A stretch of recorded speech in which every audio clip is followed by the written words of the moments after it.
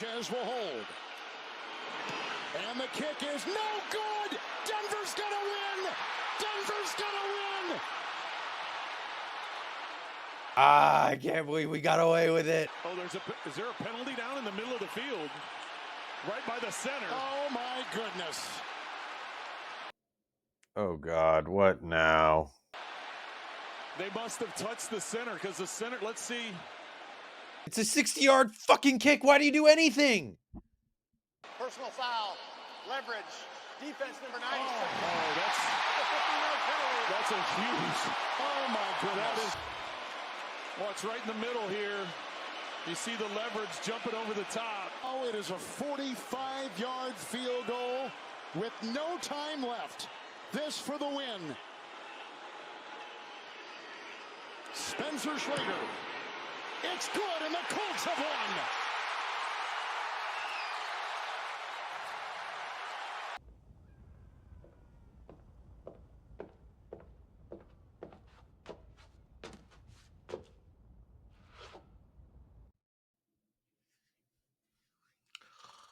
So how's your Monday going? I've still got my Monday night matchup with Raul to decide which of us is going to win our Brother Bowl matchup. He's got a Marion Hampton. I've got Bucky Irving. We'll see how that goes in just a few minutes here. Taking a look at the rest of the league, we have another Brother Bowl matchup and another Garbage Bowl matchup that still haven't finished playing yet. Ladd McConkey and Jacoby Myers against Nico Collins and 12 points for Just Dice. That's going to be a close one. Just Dice really made this a game after J.J. McCarthy went down. 666 needs a Monday Night Miracle from Abuka and Baker. They need to get 30 points for 666 to take out the Wallamator, who came into the week with the fewest points of anyone in the league after a horrendous week 1 showing. He's hoping to get the week 1 or the week 2 win here, but Baker and Abuka only needing 30 points between them in what should be a fairly high-flying offensive game. That seems like it's going to be tough. We'll find out in about 15 minutes here. Going back to J.J. McCarthy and what that did for the Danny's Boys versus Just Ice game, it is an absolute hospital ward for QBs right now. Joe Burrow, grade 3 turf toe. Turf toe has to be the worst injury with the nicest sounding name that exists. He basically tore every ligament in his toe, it sounds like. He might have torn a tendon. He's out for the rest of the season, potentially, unless they come back for a playoff run. But from what my understanding, it's like 3 to 4 months that he will have to take before he can come back. He is going to need surgery. That's a disaster. J.J. McCarthy out for multiple weeks. Justin Fields out with a concussion. We don't know if he'll be back for week 3. Jaden Daniels day-to-day with a knee sprain that after a pretty nasty looking hit in the Packers game. Mac Jones and Jake Browning about to be on high demand on the waiver wires this week. Tyrod Taylor and Carson Wentz, are people going to spend some fab on them? A lot of QB need out there in our Superflex lead. I'm feeling pretty good about having snagged Daniel Jones. Probably overpaid for him, but, you know, sometimes you got to do what you got to do. That's taking care of all the news, outstanding games that are still to come. But I want to talk about Yahoo's matchup of the week last week and my personal matchup of the week for week 2 before we do a quick look ahead to week 3. First up, we got Megatron against Garth Mall, which was Yahoo's matchup of the week. How Yahoo chooses what the matchup of the week is, I have no idea, but I'm going to just cover this one each week so these don't take too long. I'm also excited just to talk about this game because Megatron was the one team last week. I said all of you were dog water. I said I was dog water. I did not say Megatron was dog water. He was number 1 in scoring coming into week 2, and Garth Mall just put the absolute pounding on Megatron this week. Jaden Daniels with that unfortunate knee injury still got it done with 19.7. A lot of that was in garbage time at the end of the game. Ricky Pearsall with no George Kittle in this game.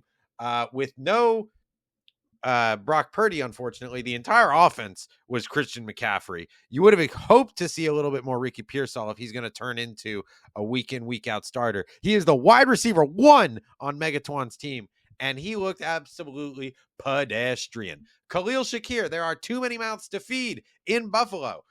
He usually has been pretty good to get it done. Only one reception for 12 yards in this game. That's not great.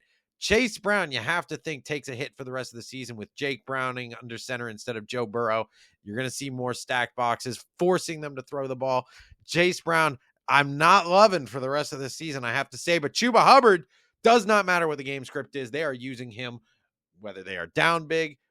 Well, they're never really up, but they use him in passing situations, early downs, between the tackles, goal line work. Chuba Hubbard gets it all. He is a workhorse back, and he did his job. It's unfortunate that the rest of the team from Megatron did not. He went and picked up Kyle Pitts as his third tight end on his team. Brock Bowers was questionable for tonight. I get benching him. David Njoku didn't have such a good game last week. They ended up going for the rookie Fanning, but Njoku did better than Kyle Pitts yesterday. So you have to be wondering, was it worth rostering the third tight end on this team? And Justin Fields, every year Megatron does the Justin Fields experiment, and every year it does not work. You get a flash of greatness followed by Poopy McPooperson. And Justin Fields turned into a pumpkin earlier than ever this year. Week 2, concussion, out. They were down by like 27 when he went out. It was 30-3, I think, when he ultimately left the game. Who knows if he'll be back? This team, it's looking a little shaky the next couple weeks here. On the other side, Garth Mall. Patrick Mahomes has put up QB1 numbers in back-to-back weeks. It felt like a reach in the draft. He's doing okay, though. And especially with how bad the Chiefs seem to be. 0-2 for the first time in the Mahomes era. It seems like they're going to have to lean on him to pull out a bit more devil magic than they normally are relying on. Devontae Smith, not a great game, but Jameson Williams with a moonball touchdown from Jared Goff, who was electric against the Chicago Bears this week. 52 points in an NFL game. They scored double digits in every single quarter. So you got to love the Lions. The fact that even if they're up big, they're going to keep throwing the rock. Jameson Williams looking great. Christian McCaffrey, he is the entire offense for the San Francisco 49ers. Travis Etienne, yes, Tootin is getting some work, but Etienne in this new Jaguars offense, he's looked like he's got a great role. And Trey McBride, one of the elite options at tight end, decided not to start a second quarterback this week. Bryce Young, understandable. Week 1, poor performance against what should have been a good team for him. Raheed Shaheed worked out. You end up getting the dub anyway, but you might consider adding that second quarterback in going forward. Next up, we've got my matchup of the week. Cup this Chubb against maybe your double champ, and you got to check this out. This game was really decided by 2 plays to up-and-coming superstar Malik Neighbors. Check it out. First of all, we've got this insane touchdown pass to Malik Neighbors. Top of the screen right now. He's going to run kind of a seam, then a slight veer outside to catch this long touchdown. Just watch as he splits the cornerback and the safety. Nobody over the top. Boom! Touchdown. Then, with 25 seconds left in regulation, Malik Neighbors at the top of the screen once again. Russell Wilson drops back to pass. Classic moonball into double coverage, and Malik Neighbors with a hand in his face. I don't know who Yahoo is going to pick as the matchup of the week next week. I have no idea what goes into their process, but me taking a look at the big board of week 3 matchups, assuming that Danny's boys get it done tonight, I think that you're going to have 2-0 teams taking on each other in week 3, Danny's boys and Garth Mall. Give Garth Mall her second matchup of the week, whether or not Yahoo does it. I'm not going to be predicting games so much because what the hell do I know? I'm going to be doing more like reviews of games that already happened, and I'll give my pick of who I think the matchup of the week that I'm most interested in is next week. And I think that's Danny's boys against Garth Mall. Taking a look at who's in this matchup, it's Patrick Mahomes against Josh Allen. It's Jameson Williams and Devontae Smith against Ladd McConkey and Cortland Sutton. These are 2 great teams. Neither of them starting a second quarterback, which is interesting. But these look like they're going to be 2 teams in playoff position going into next week. this is the game I'm going to be taking a look at. Let's go to the Pick'em contest. I was 3-0 in week 1. I was 2-1 in week 2. The Broncos were up 2 with about 5 minutes left, had a field goal from 42 yards out. Will Lutz doinks it off the right upright. You hate to see it. Broncos go on to lose in that heartbreaking sequence I showed at the beginning of this video. Still happy with the 2-1. Very happy that the Chiefs are 0-2 as I predicted they would be. They have now lost 3 games in a row for the first time in the Patrick Mahomes era. Only 2 teams in the NFL have a winning record against Patrick Mahomes. That is the Eagles at 3-2 and the Indianapolis Colts at 2-1. Who would have thought that? But that it is what it is. Moving on to the picks this week. I am not riding the Broncos anymore. I am not riding the Commanders anymore. I am not fading the Chiefs anymore. Chiefs have, what I consider to be a pretty winnable matchup on the road against the Giants. I do think the 6.5 line is a little chunky for a Giants front 7 that is shown to be pretty frisky and a team on the Chiefs that has not shown an ability to really keep the ball moving. So the 6.5, I feel weird taking the Giants at all. So I'm not going to take this game, but that's an honorable mention is the Giants plus 6.5 at home on Sunday Night Football against the Chiefs. Another honorable mention, the Bills kick the absolute snot out of the Jets.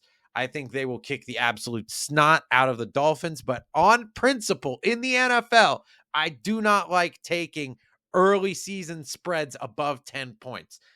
Dolphins are 11.5 point dogs to the Bills in this one. I think that this should be a 13.5 point spread. I could easily see the Bills winning this game by 14 or more, but I don't like taking that many points in a divisional game this early in the season, even though they just did it to the Jets. So I'm not taking this game, but I won't be upset with you if you do. The games I am taking, since that's what's actually important, I've got 3 road teams covering this week, 2 dogs and a favorite. Dog number 1, Cowboys plus 1.5 at the Bears. The wrong team is favored here. I know the Bears have new coach Ben Johnson, but fade this team until the wheels fall off. Caleb Williams is not an NFL starting quarterback. He's not. Bears. Boo. Cowboys, 1.5. I think they win. Next, we've got the Pittsburgh Steelers as 1-point road favorites against the New England Patriots. Patriots were lucky to get out with a win against the Dolphins. Their defense has not looked very good. Their offense has looked good with Drake May, but there's questions around his actual weapons. And the Steelers, I think, are coming off a really tough loss to the Seahawks where they just got kind of embarrassed. I think Aaron Rodgers is going to come prepared for this one. I expect them to get the win in Foxborough. Give me Pittsburgh -1. And then finally, this one is definitely my spiciest take of the season. Give me the Saints plus 7.5 on the road in Seattle. Seattle, again, with that gutsy win against the Steelers last week. The Saints are not getting enough respect, though. Do I think they're going to win this game? No. They just came off a 5-point win, though, at home against the 49ers. I think that Spencer Rattler has looked better than expected in 2 games. I think the Saints offense has more weapons than people have given them credit for between Olave, Shaheed, Jawan Johnson, Alvin Kamara. This team has got enough pieces that I think they can keep this a 1-score game. If they lose by 7, I wouldn't be surprised. But because we've got the hook, I'm going to take it. Give me the Saints plus 7.5 on the road against the Seahawks. And I am posting this a little bit early because I am going to this concert here this week in Kentucky. It's the largest benefit for people in recovery in the country. It is National Recovery Month out there. Almost half of us are close to somebody who is suffering from addiction or has recovered from it themselves. This concert is all about supporting organizations that give money in that space. I got nothing else. I'll see you guys when I get back. Bye.